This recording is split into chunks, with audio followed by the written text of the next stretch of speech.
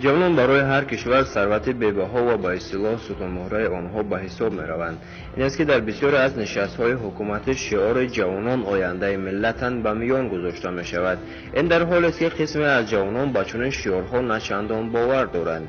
اونایی که میگن جوانان آینده ملت هستند، خودشون میگن که یک آرام میکنن به همین شعار که آینده ملت هستن، اما آینده ملت شده نمیتونن، چون جوان امروز اعتماد ندادی، باوری نکردی، یک وظیفه براش ندادی که مثلا از این بود سودا در آینده ملت شده نمیتونن.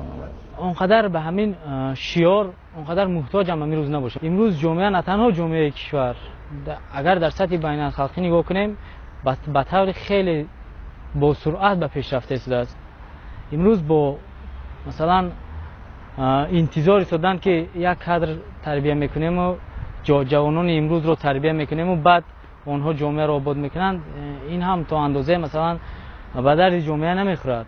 چگونه میتوان گفت جوانان آینده ملت هستند وقتی امروز ما شرایطی نچندان خوب برای تحصیل فعالیت در کشور داریم؟ ببینید، عادی‌ترین چیزی که ما رو امیدوار به آینده میکند اول اینکه ما باید تحصیل خوب داشته باشیم، ولی نظامی معارف ما درست نیست و اگر تحصیل خوبم گیریم ما جای کاری خوب پیدا کرده نمیتوانیم. پس من نمیدونم این همه امیدواری از اینکه ما آینده جوانان آینده ملت، یعنی ما آینده ملت هستیم، این چیز آینده یعنی این کی؟ اگر امروز نباشد کی؟ 10 سال پس، 5 سال پس، 15 سال پس که علاقه ما هم دیگر جوان نمیمانیم. جوانان روشنفکر تاجیک از نبودن شرایط مساعد برای تحصیل و جای کار مناسب و کم بودن معاش بیشتر شکایت میکنند. بنابراین به اندیشه آنها با چنین شرایط چگونه میتوان آینده ملت شد؟ رهبر دولت تاکید میکنن که جوانان آینده ملت هستند، یعنی چرا نمیگن که امروز ملت باشن؟ باید ما استقلالیت ملی داشته باشیم. ملت در هر یک ایده که روی کار میاد، ملت همگی سهم بگذارد، فکر ملت سرجم شود، انشالله که مشکلی ها حل می شود. از خاطر که مشکلی ها یک جانبه پیشنهاد بررسی می شوند، فکر ایده های دیگر جانبه ها بین و بین نمیگیرند، همه مسئله ها شخص شده، کشف شده رفتن میگیرند. یک داغ است برای که امروز نمیتوانند جوانان را گرد هم آورند و در یک جای جمع آوری کنند تا که جوانان ملت باشند.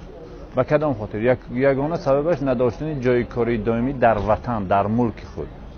دویمش نداشتن همون به دست نآوردن هدفهای خودشان، نمیدونم هدفهای اجتماعی و اقتصادی و سیاسی خودشان که در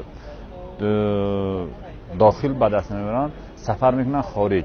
ما در دوره پیشرفت و ترقیات قرار داریم و اون دوره ها گذاشتن، ما باید به یک طریق نوی زندگی بگذاریم. جوانان برعکس کلانسالان آرزو و آمال زیاد دارند و بی‌صبرانه انتظار تغییراتند، اما میگویند در شرایط کنونی خواسته های جوانان نه همه وقت به اینابت گرفته می شود. ترمین های سیاسی سوء استفاده کردن هم بسیار خوب است، چون که در واقع میگم که دروغ مصلحت آمیز به حضراستی فتنه انگیز. در ساختارهای دولتی، در منصب‌های گوناگون جوانان خیلی کم فعالیت میکنند و اگر کم فعالیت کنند فعالیت موثری ندارند. مثلا زیر راهبری یک نفر شاید از 60 بالا باشد، فعالیت میکنند و تمام قرار و خلاصه را او میبرد. دیگر با جوانان امکانات خیلی کم است. از همین سبب فکر میکنم که جوانان رو در برابر آن که میگم آینده ملت است، امروز نیز باید به آنها توجه کرده شود و از آنها باید استفاده برده شود. از تاریخ اسلام هم ببینیم، وقتی که پیامبر اسلام صلی الله علیه و سلم برای مردم عرب آمد، اصلا اون نفرانی که قبولش داشتند و تز پذیرفتند پیامبر صلی الله علیه و سلم رو، اون خشری جوانی بود که قابل تغییرات بود، یعنی امکان داشت که اون نفران تغییرات را قبول داشته باشند و اکثر اون نفران که تغییرات را قبول نداشتند همون خشری کلانسالی بود که خب مثل حاضر ما قبول تغییرات ندارند. در آینده ما با دلپوری گفته میتوانیم که با جوانهایی که امروز در حکومتی هستند چی در حزب‌های دیگر، اگر از امروز دوستی ما رفتن گیرد، در آینده ما میتوانیم پتانسیل خوب نسبت به ملت، نسبت به دولت یک غمخوری خوب داشته باشیم. سن سال جوانی از 18 تا 35 سالگی را در بر گرفته قسم زیادی اهالی تاجیکستان را جوانان تشکیل می‌دهند. اکنون اندیشه از خود شماست، جوانان آینده ملت باشند یا امروز آن؟